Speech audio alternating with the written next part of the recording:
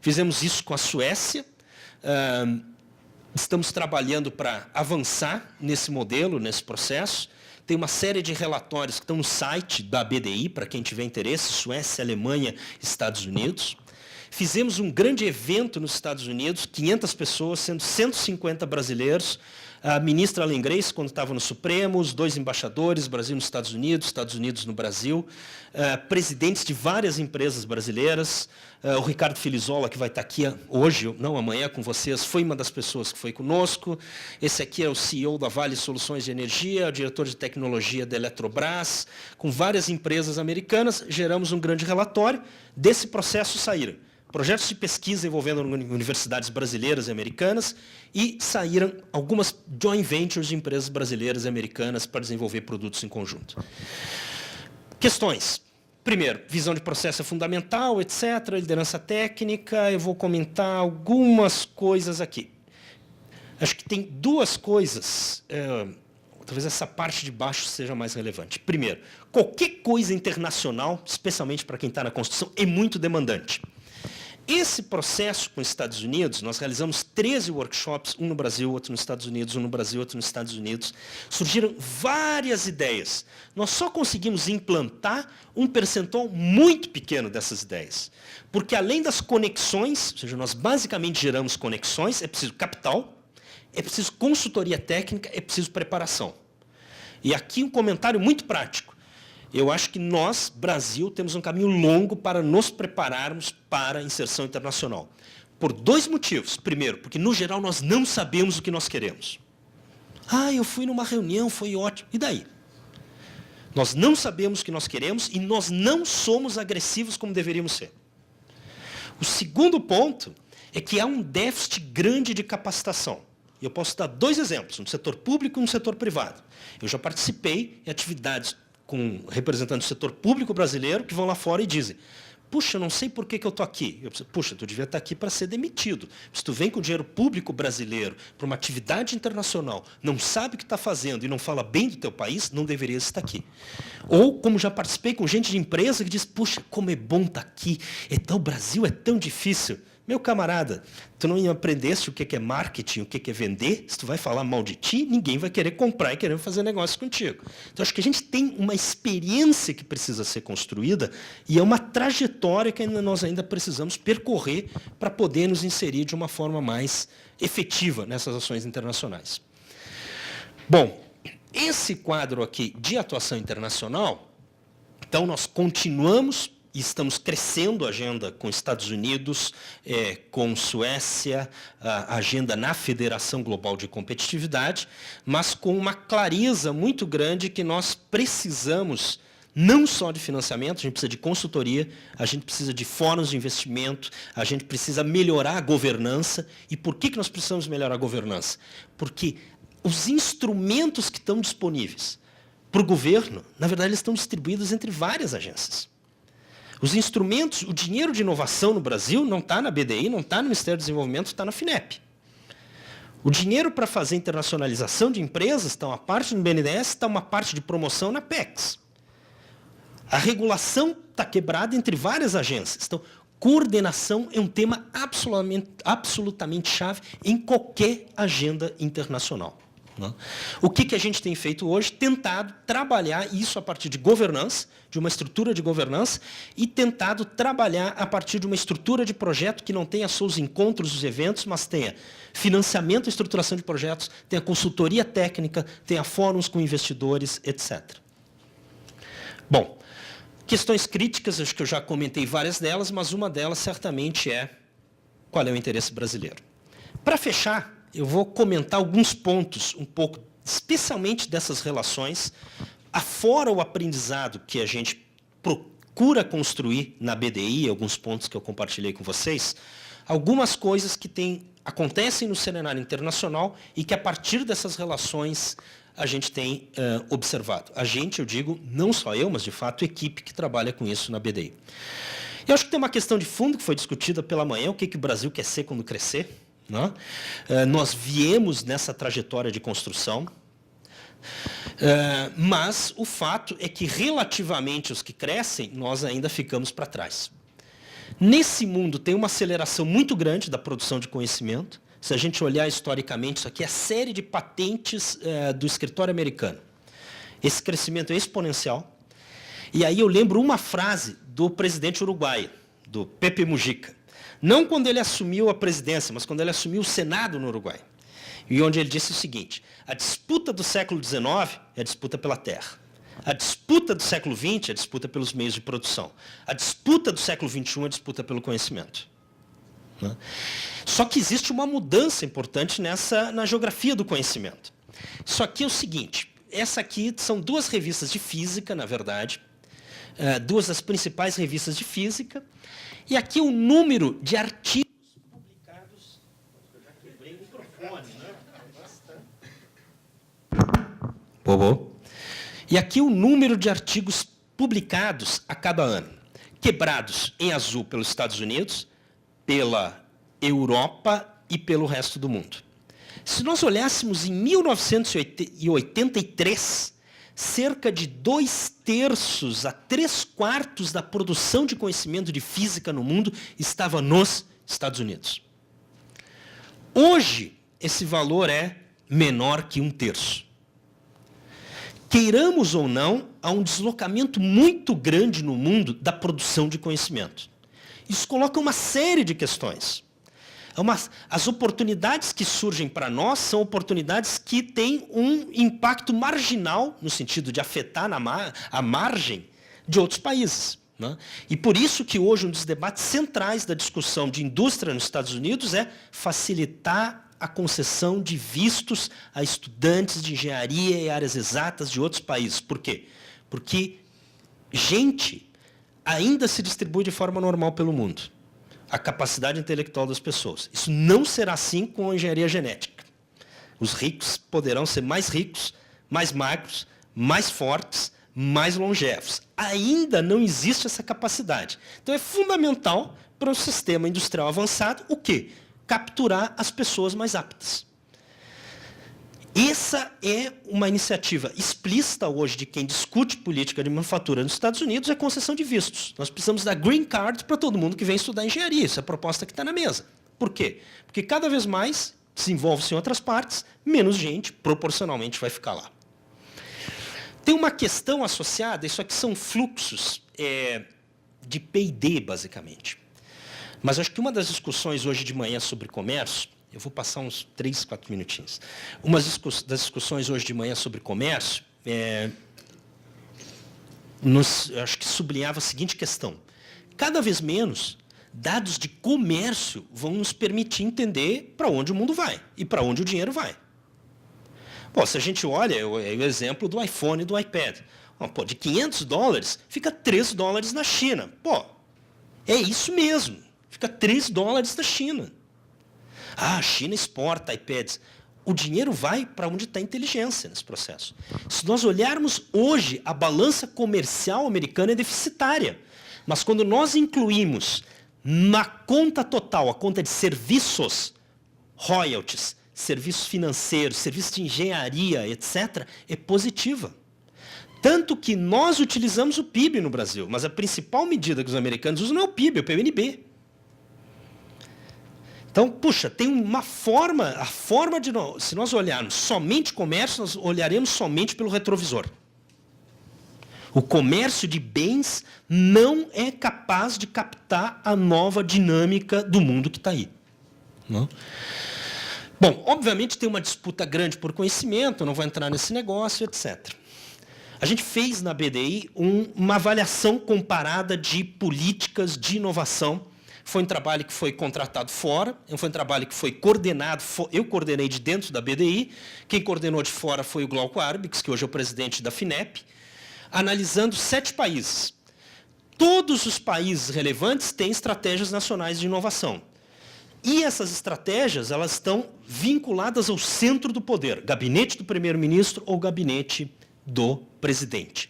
No Brasil, a gente ainda está na construção das formas de coordenação, seja via os comitês da política industrial, seja via o Conselho Nacional de Ciência e Tecnologia, etc. Nós nos encontramos no meio de uma construção. Uma outra questão, eu diria, de oportunidades que existem, ou o que o cenário internacional nos mostra. Ok, tem toda uma discussão de inovação, mas tem coisas que são muito básicas para a existência e que são muito relevantes. Por exemplo, energia. O Brasil vai ter que dobrar nos próximos 40 anos a capacidade de geração de energia elétrica. O mundo vai precisar crescer significativamente a sua capacidade de produção de energia. E isso fundamentalmente fora dos países da OCDE. Esse mundo emergente que está aí, a África, a Ásia, que é um lugar quentinho, quer comida quente, quer tomar banho quente, quer assistir TV. Né? Tem enormes desafios e enormes oportunidades de negócios aqui. Da mesma forma que acontece nisso, tem uma outra... Isso aqui direciona uma grande parte do dinheiro para quê? Para internacionalização, para P&D, para novas tecnologias, para estratégias nacionais, etc. Só que nesse quadro tem coisas novas. E acho que para o Brasil a gente vai ter que certamente olhar que é a questão do shale gas nos Estados Unidos, que era 2% da matriz energética americana, que na verdade 2% do gás natural nos Estados Unidos vinha de xisto, hoje é 37%. O custo de energia no Brasil é o dobro da americana. E por isso a iniciativa, acho capitaneada diretamente pela presidenta, é fundamental. A gente tem que tratar de custo de energia no Brasil.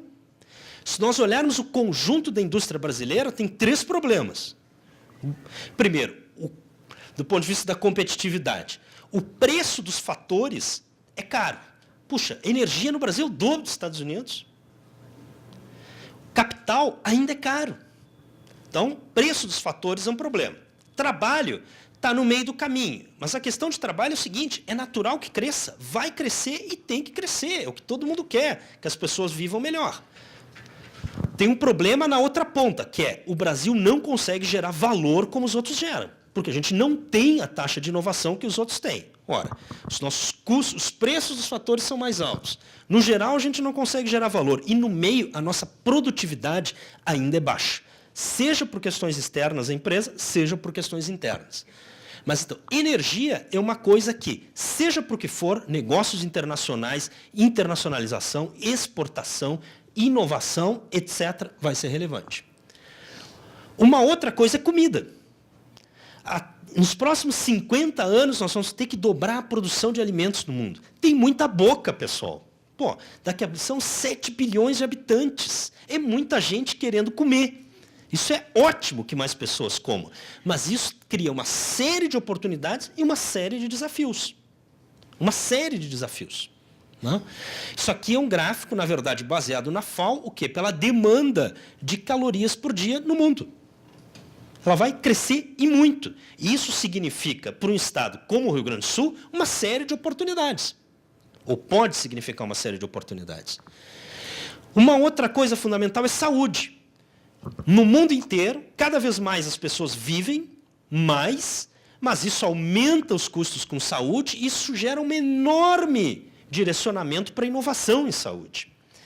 E no caso americano, da onde vem isso aqui, um enorme problema. Isso aqui é o orçamento federal dos Estados Unidos. Como o Estado americano gasta? Gasta 36% do seu orçamento federal em saúde. Somente 8% do que o Estado americano gasta fica para defesa, pesquisa, educação, etc. Principal parte é saúde, Social Security, etc. Né?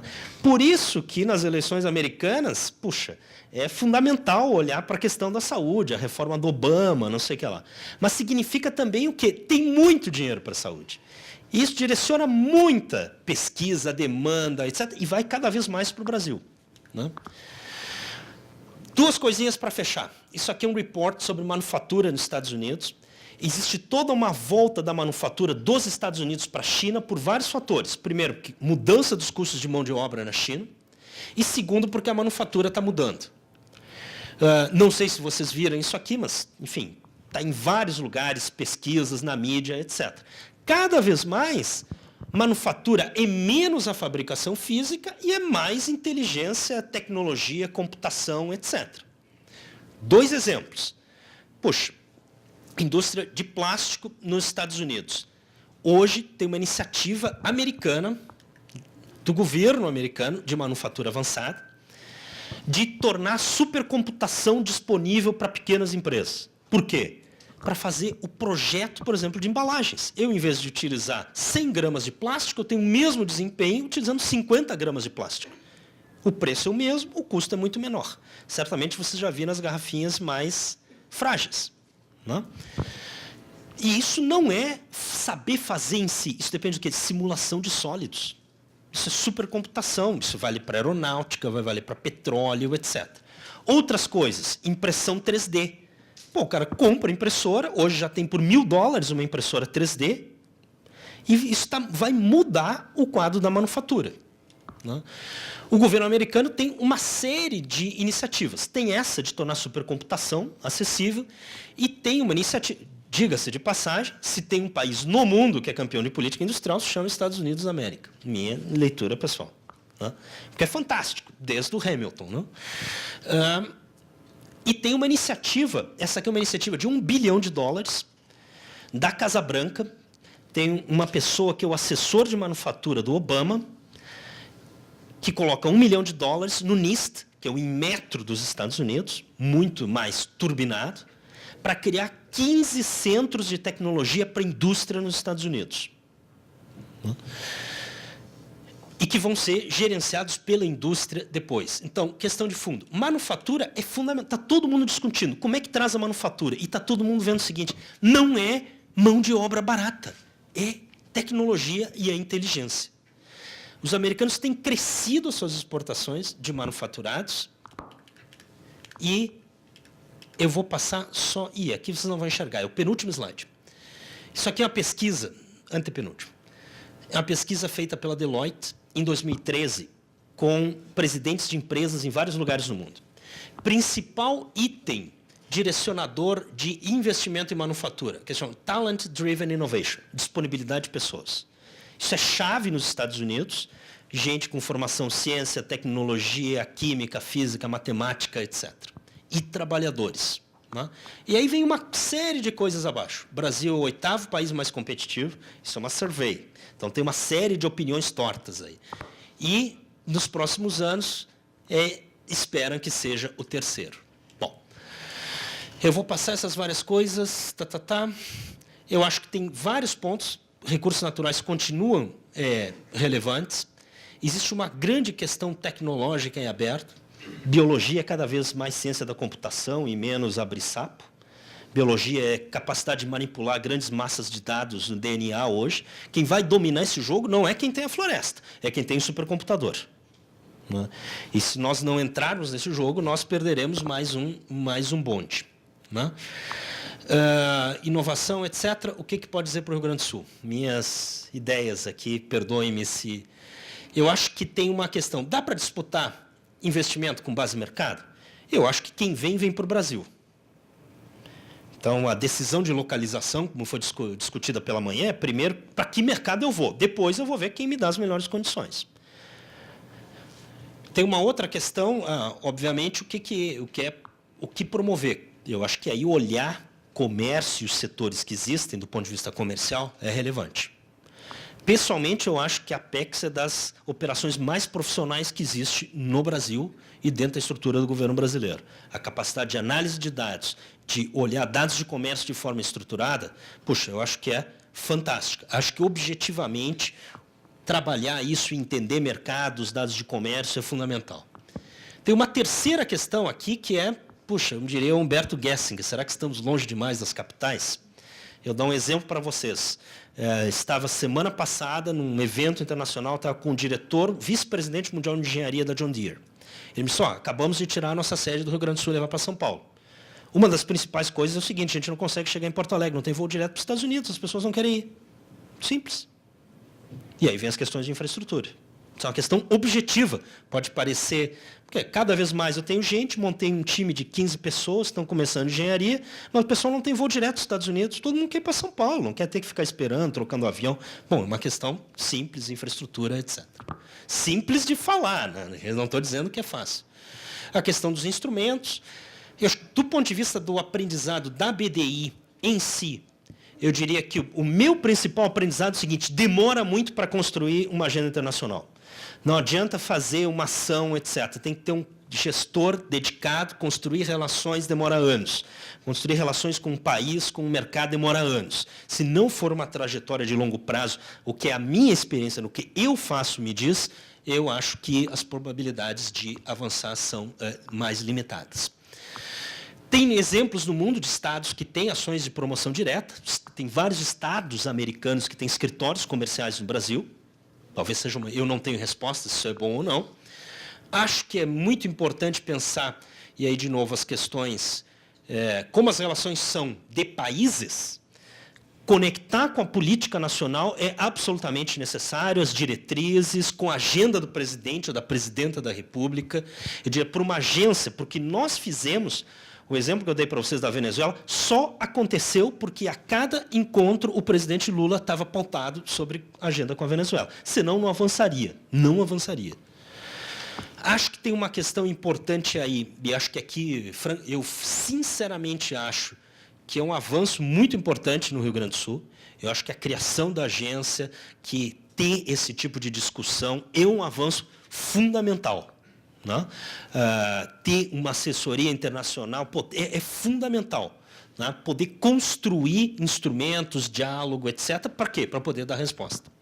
E, por fim, já que eu sou gaúcho também, Santana do Livramento, há muito tempo na diáspora, eu acho que nós, gaúchos, temos que pensar nos nossos modelos mentais. Sempre que eu vejo a cerveja da Polar, eu fico com vergonha. Porque quem acha que essa não sai daqui, não vende para o outro, não faz negócio, tem medo do outro, não quer interagir e não vai ganhar dinheiro. Então, eu acho que tem uma questão importante que, para cada um de nós, que é a questão dos modelos mentais. Né? Enfim, obrigado. Passei do tempo, né? Bastante.